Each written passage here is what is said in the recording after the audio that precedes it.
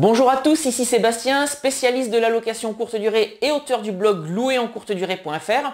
Je suis ravi de vous accueillir dans cette nouvelle vidéo dans laquelle je vais vous expliquer pourquoi et comment mon prestataire de service m'a viré. Oui, vous entendez bien, mon prestataire de service m'a viré, mais ce que je vais faire également dans cette vidéo, c'est vous expliquer pourquoi c'est une excellente chose. Allez, c'est parti, ça se passe tout de suite sur Louer en courte durée.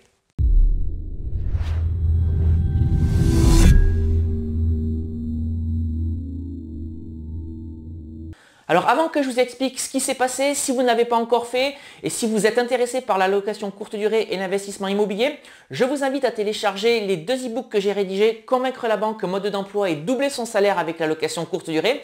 Et puis je vous offre également une formation sur la fiscalité du loueur meublé non professionnel en location courte durée. Si vous souhaitez accéder à l'ensemble de ces éléments, c'est exactement la même chose que d'habitude. Vous trouverez les liens d'accès à ces deux e-books et à cette formation dans la description juste en dessous de cette vidéo si vous vous trouvez sur YouTube.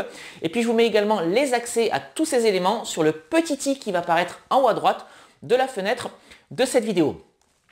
Alors pour en revenir au sujet de la vidéo d'aujourd'hui, si vous faites de la location courte durée ou de la location saisonnière, vous n'avez peut-être pas envie d'assurer toutes les tâches qui vont s'effectuer sur le terrain, c'est-à-dire la remise des clés aux clients, le ménage, la gestion du linge. Et honnêtement, je peux vous comprendre, bien que j'ai démarré cette activité en effectuant moi-même toutes ces tâches. Et donc, si vous n'avez pas envie de faire ces tâches, vous allez devoir les déléguer à un prestataire de service.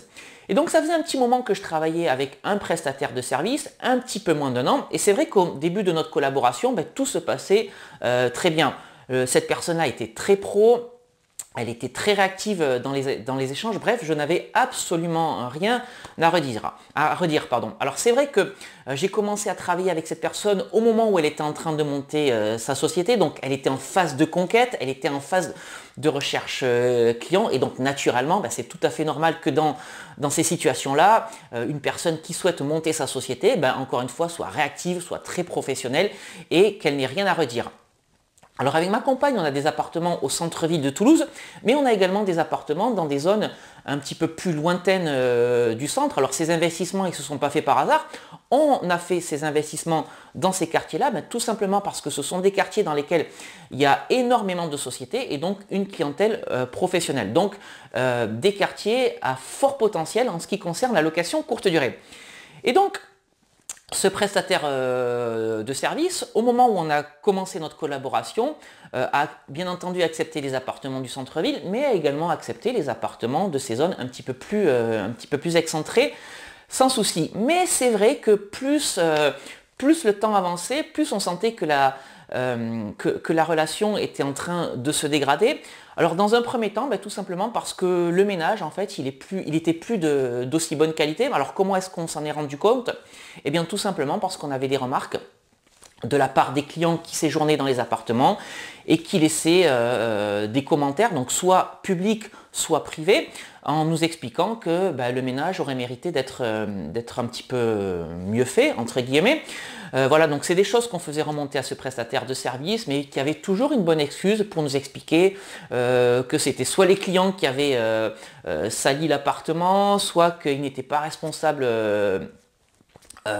du ménage mal fait. Bref, c'était vraiment quelque chose d'un petit peu gênant. Et on s'est également rendu compte que ce prestataire de service lavait le linge dans les appartements, alors que dans le forfait ménage qui nous était facturé tous les mois, la gestion du linge était incluse. C'est-à-dire qu'il nous facturait le linge en utilisant nos machines, notre lessive et notre électricité. Donc ça, c'est également quelque chose qu'on lui a fait remonter. Et puis, petit à petit, la relation a continué à se tendre, à se dégrader. C'est-à-dire que à partir du moment où il a recueilli assez d'appartements dans le centre-ville, il a souhaité ne plus continuer à travailler avec les appartements qui étaient en zone un petit peu excentrée. Alors c'est un petit peu dommage parce que ma compagne et moi-même, on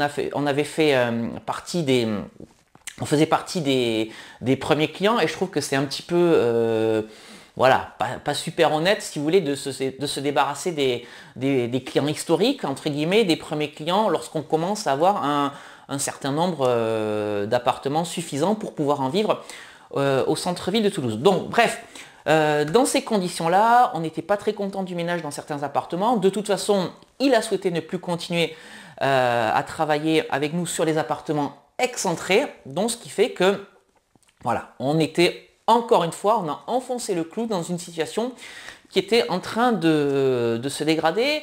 Jusqu'il y a encore quelques mois de ça, c'était à l'été dernier, où il a carrément envoyé un mail à tous ses clients en disant qu'il n'acceptait plus les réservations qui tombaient moins de 24 heures à l'avance. Alors je ne sais pas si vous imaginez, vous faites de la location courte durée, vous êtes dans un business où les gens se déplacent sans cesse et réservent de plus en plus à la dernière minute. C'est ce que je constate et c'est ce que constate également Booking et puis toutes les personnes avec qui j'ai pu en discuter. Donc bref, il est impensable pour nous de refuser toutes les réservations qui tombent à moins de 24 heures ou qui tombent même le jour même. C'est un petit peu comme si la SNCF disait que 24 heures à l'avance, tous les trajets Toulouse-Paris ou Bordeaux-Paris ou Strasbourg-Paris ne peuvent plus être réservés. Bref, c'est quelque chose de complètement aberrant. Et à partir du moment où vous faites appel à un prestataire de service, c'est pour ne pas avoir à gérer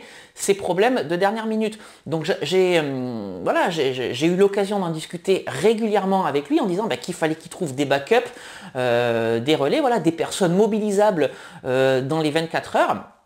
Voilà, lorsqu'il était en flux tendu, de façon à pouvoir assurer ses prestations de dernière minute. Mais bon, c'est pas quelque chose qu'il a voulu considérer. Voilà, jusqu'au jour où j'ai une demande qui est tombée pour une arrivée le jour même. Et là, il m'a dit qu'il refusait tout simplement d'assurer la remise des clés au client. Bref, je me suis retourné vers un autre prestataire de service dans l'urgence qui, lui, a accepté la mission. Et j'ai décidé de confier l'appartement en question, celui pour lequel il y avait une arrivée le jour même, à ce nouveau prestataire de service. Mais mon client, mon prestataire de service initial avait encore la gestion d'un appartement malgré tout. Et là, il m'a tout simplement appelé plusieurs jours plus tard en me disant qu'il souhaitait arrêter la collaboration, parce que j'étais trop exigeant sur le ménage, parce que j'étais de mauvaise foi, parce qu'on ne travaillait pas dans une relation d'égal à égal, c'est-à-dire de partenariat, pour reprendre ses propres mots, mais on était plutôt dans une relation où, entre guillemets, toujours, je le considérais comme un esclave, alors que pas du tout. Les seules remarques que j'ai eu à faire à cette personne, ce sont des remarques tout à fait légitimes, des remarques que m'avaient transmises les clients lorsque l'appartement n'était pas dans un état correct, et je lui avais même envoyé des photos, mais ça c'est tout à fait normal, de visites surprises dans les appartements, lorsque j'avais remarqué que le ménage n'était pas fait correctement, ou en tout cas dans ce que moi j'attends d'un prestataire de service. Bon, alors je ne vous cache pas que au cours de cette dernière discussion qu'on a pu avoir ensemble, on est un petit peu monté dans les tours, lui ou moi, et de toute façon j'ai pas eu le choix, il a décidé d'arrêter la collaboration. Mais pourquoi est-ce que c'est une bonne chose? Parce qu'aujourd'hui je travaille avec un prestataire de service, un nouveau prestataire de service qui prend des réservations à la dernière minute, pour lequel, voilà, en tout cas pour l'instant, j'ai d'excellents retours de la part des clients, et donc tout se passe bien.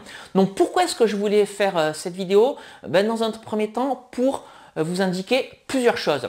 Il y a des prestataires de services qui ne vont pas accepter les réservations de dernière minute, et ça, vous ne pouvez pas travailler avec ce genre de prestataire de service parce que votre business, il doit tourner 24 heures sur 24, j'ai envie de dire 365 jours par an si vous faites de la location courte durée, et vous ne pouvez pas accepter de ne pas prendre des réservations de dernière minute, tout simplement parce que le mode d'organisation ou le mode de fonctionnement de votre prestataire de service ne peut pas avoir d'impact négatif sur votre activité. Ça, c'est un premier point. Ensuite, si vous n'êtes pas satisfait de la qualité de votre prestataire de service, surtout n'attendez pas plusieurs mois comme moi j'ai pu le faire en laissant se dégrader la situation avant de chercher une nouvelle personne de confiance, parce que voilà, ça va jouer sur vos commentaires, ça va jouer sur la qualité du ménage. Au final, vous n'allez pas être content et vos clients ne vont pas être contents non plus. Et puis troisième point quand même important, vous le voyez, il est très facile de trouver un autre prestataire de service au pied levé. Alors vous allez me dire, oui mais toi Sébastien, tu es dans une grande ville, c'est peut-être plus facile que moi qui habite dans une petite ville ou qui investit dans une ville de taille beaucoup plus petite. Vous avez peut-être raison. Par contre, ce que je vous dis régulièrement tout au long de mes vidéos, c'est qu'un prestataire de service, c'est une personne à qui vous allez demander de donner des clés à un client, à qui vous allez demander de faire du ménage et à qui vous allez demander de faire du linge, c'est-à-dire de laver des draps de lit et des serviettes de toilette. Honnêtement, ça ne demande aucune compétence particulière. Donc, je vais vous dire ce que je vous ai déjà dit à plusieurs reprises, pour trouver un prestataire de service, c'est très simple. Soit vous consultez les petites annonces et vous cherchez des sociétés de service à la personne, des femmes de ménage, puisqu'il ne faut aucun diplôme. Alors je dis femmes de ménage, mais ça peut être également hommes de ménage ou des auto-entrepreneurs. Ça, c'est des choses qui se trouvent très facilement. Puis si vous habitez une grande ville, il est fort probable que vous ayez des sociétés de conciergerie dans votre ville. Donc n'hésitez pas à aller voir, à consulter les petites annonces, à aller voir différents intermédiaires, différents prestataires, et à faire votre choix, voilà, par rapport au feeling que vous aurez pu avoir avec ces potentiels prestataires de services, et bien entendu en fonction des tarifs qu'ils proposent, parce qu'il y a quand même une équation économique à respecter, hein. L'objectif, c'est de gagner de l'argent en déléguant votre activité de location courte durée. Donc au final, pour moi, l'histoire se termine plutôt bien. C'est très bien que ce prestataire de service m'ait complètement viré après avoir viré les appartements qui étaient au centre-ville. Aujourd'hui, je travaille, en tout cas je suis reparti depuis plusieurs semaines ou plusieurs mois dans une nouvelle relation avec un prestataire de service en qui j'ai totalement confiance. Alors si vous aussi vous rencontrez des difficultés ou si vous avez rencontré des difficultés avec votre prestataire de service en location courte durée, n'hésitez pas à me faire part de vos expériences, bonnes ou mauvaises, dans les commentaires juste en dessous de cette vidéo. Ça permettra de pouvoir réagir sur toutes les difficultés qu'on peut rencontrer lorsqu'on délègue son activité de location courte durée. Voilà donc tout ce que je voulais partager avec vous aujourd'hui dans cette vidéo. Je vous rappelle que si vous ne l'avez pas encore fait, vous pouvez vous abonner à cette chaîne YouTube. C'est totalement gratuit, puis ça vous permettra d'être informé de la publication de toutes mes nouvelles vidéos dans lesquelles je partage avec vous régulièrement des bonnes pratiques ou des conseils autour de l'immobilier et autour de la location courte durée. Allez, cette fois-ci, c'est sûr, je vous quitte ici et puis comme d'habitude, on se retrouve très prochainement pour une nouvelle vidéo sur louer en courte durée. Je vous dis à très bientôt. Ciao!